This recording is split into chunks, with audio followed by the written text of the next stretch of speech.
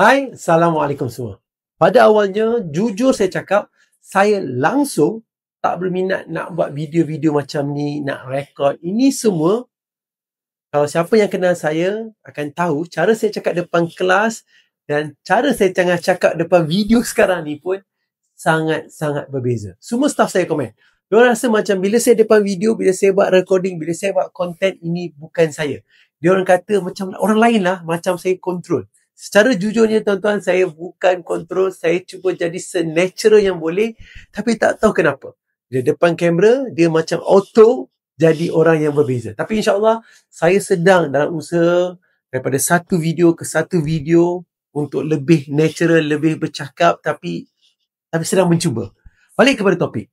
Kenapa saya tak gemar buat video? Kenapa saya tak gemar buat konten? Sebab saya rasa apa yang saya share itu benda biasa. Semua orang dah tahu dah apa yang saya nak share. Tapi rupanya saya salah. Berapa bulan yang lepas saya ada kongsi satu kisah kecil. Bagi saya itulah perkara yang obvious. Tapi bila saya cerita, saya masih ingat. Saya boleh terbayang momen tersebut. Rakan-rakan saya ketika saya buat sharing tersebut, dia langsung tidak menyampuk. Dia diam, tergamam. Mereka dengar dengan penuh penghayatan. Dan saat itu, saya sedar satu perkara.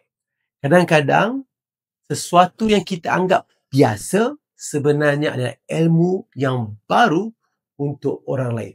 Something obvious to you might be something new to someone else.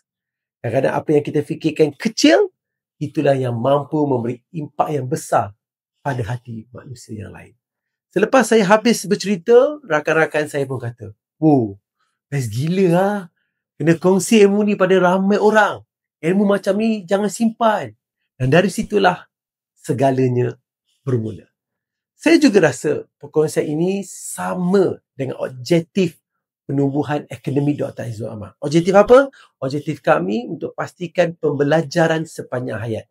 Dan saya percaya media sosial adalah platform terbaik untuk memastikan ilmu ini sampai kepada sesiapa sahaja. Tapi saya cakap kepada mereka, nanti kalau ada haters macam mana? Kalau saya buat video, orang start condemn, orang start marah. Diorang terus kata, abaikan haters. Kita pun tak boleh suka semua orang. Jangan harapkan semua orang suka kita. Betul juga kan kata dia? So, jadi hari ini, saya di sini bukan untuk kejar viewers, bukan nak kejar followers, bukan nak kejar subscriber, tapi untuk berkongsi ilmu yang mungkin kecil bagi saya, tapi besar maknanya untuk orang lain. Semoga perkongsian-perkongsian ini memberi manfaat kepada kita semua. Sekian, Akademi Dr. Aizul Amar, pembelajaran sepanjang hayat.